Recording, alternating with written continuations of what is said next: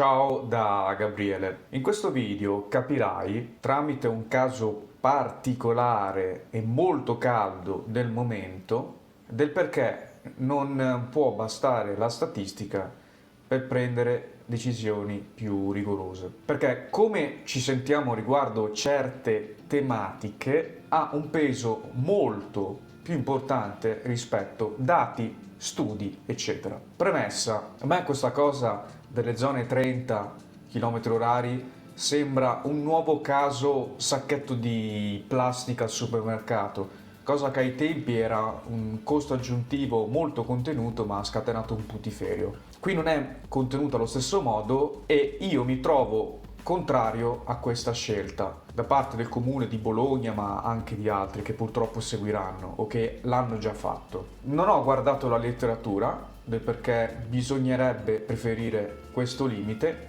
quindi tutto ciò che segue in questo video ha un pregiudizio che cercherò di tamponare il più possibile e di conseguenza farò la parte di quello che non si fida degli studi che portano a sostenere le città con limite a 30 km orari. E non ho mai letto uno studio a favore di questa cosa, al massimo so qualcosa per sentito dire da notizie, articoli e così via. Secondo me questa misura serve solo a far fare cassa a certi comuni. Approfondirò la cosa verso la fine e secondo me questa misura mette in croce chi lavora tanto con l'auto o la usa spesso. Io inizialmente pensavo, ma è possibile che bisogna arrivare a un limite così? Esistono altre soluzioni? Ad esempio, se l'obiettivo è la sicurezza, come tanti dicono, io ho avuto questa ipotesi. Le auto più vecchie a livello di immatricolazione sono coinvolte in più incidenti perché, ad esempio, non hanno l'ABS o non hanno altri sistemi di sicurezza o comunque sono fatte con materiali più pesanti e quindi hanno un tasso di fatalità più alto. Per rispondere a questa ipotesi ho preso i dati dal ACI del 2021. Qui abbiamo l'anno di immatricolazione, qui abbiamo la cilindrata perché anche quello potrebbe influire e come vedi da questo grafico gli incidenti non letali tutti quanti per 1000 essenzialmente non hanno un trend decrescente in funzione dell'anno di immatricolazione. Quindi noi non rifiutiamo l'ipotesi nulla, detto in gergo tecnico.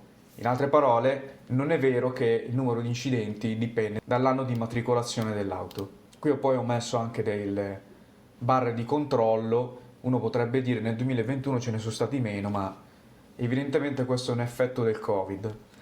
Seconda ipotesi, anziché mettere in croce tutti gli automobilisti, mettiamo in croce solo quelli che hanno delle macchine grosse perché pesano di più, vanno più veloci, che è una causa degli incidenti, quindi aumentiamo la sicurezza così.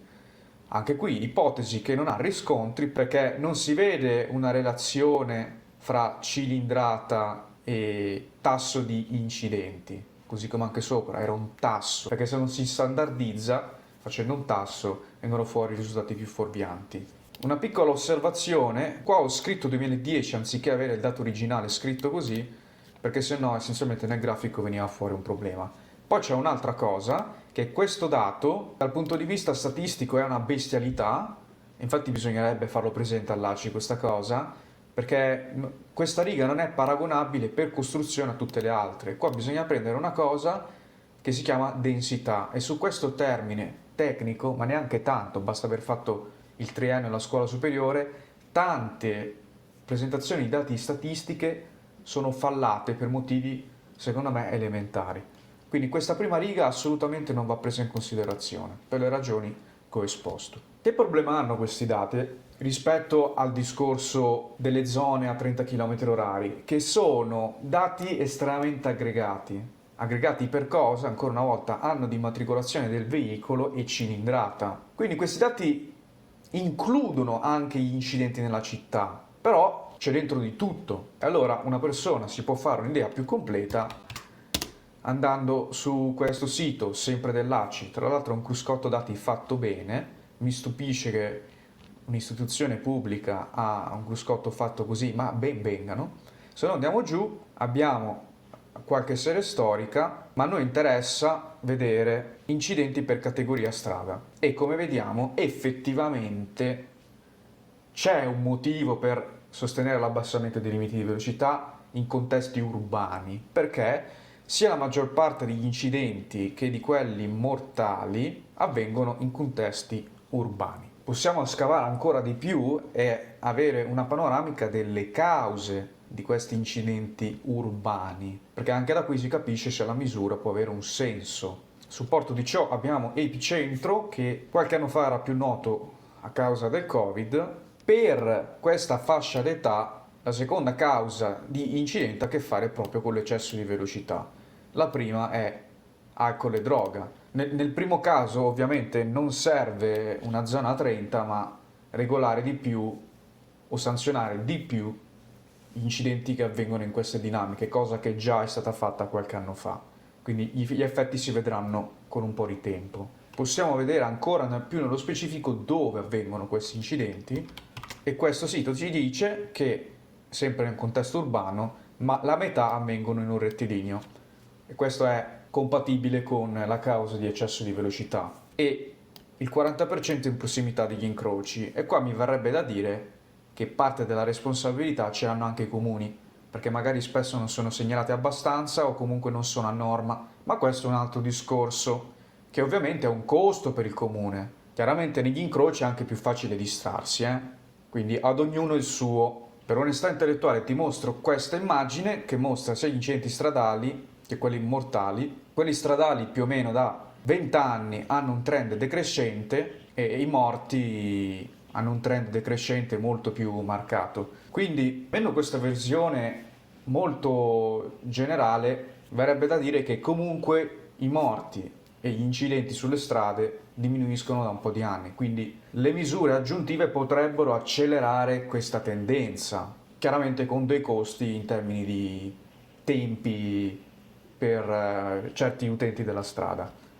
Quest'altra immagine dice essenzialmente la stessa cosa con uno zoom sugli ultimi 14 anni. Anche qui, se comunque la serie storica mostra miglioramenti ogni anno, perché insistere? Qui l'unico discorso che purtroppo fa presa è ma tu dici così in maniera cinica perché non hai avuto dei parenti morti sulle strade. Non si può fare decisione così. Il bicameralismo parlamentare esiste proprio per far raffreddare i piatti.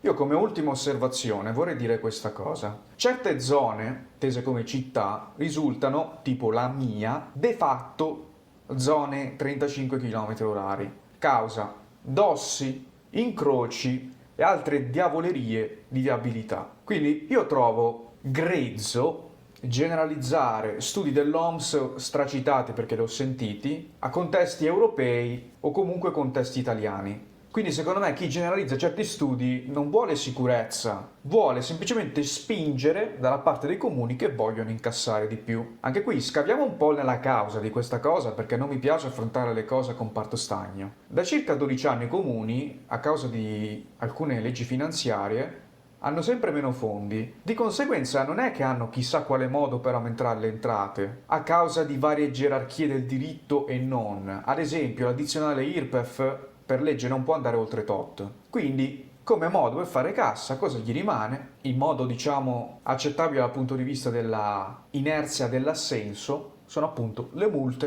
perché colpiscono una minoranza della popolazione. Secondo me ha molto più senso studiare le strade urbane con più incidenti, con causa eccesso di velocità. Ma purtroppo questa cosa costa di più in varie fasi del processo e quindi in maniera estremamente generica e assolutamente alla buona, fatemi dire, si preferisce fare una generalizzazione come appunto limite di 30 da tutte le parti della città, cosa su cui io non mi trovo d'accordo. Riassumendo, io ho palesato il mio pregiudizio verso la questione da persona che usa pochissimo l'auto, ci tengo a precisarlo, e ho mostrato effettivamente delle sfaccettature su cui può intervenire senza generalizzazioni rozze, in funzione appunto dell'obiettivo sicurezza, perché poi tutte le altre cose le ho lasciate da parte, emissioni e quant'altro, perché anche lì dal punto di vista ingegneristico certe argomentazioni si sfondano facilmente. Spero di non essere passato per quello aggressivo e spero anche di aver fatto riflettere entrambe le parti, anche se comunque la mia parte l'ho resa chiara a tutti, credo. Ti saluto e alla prossima. Ciao!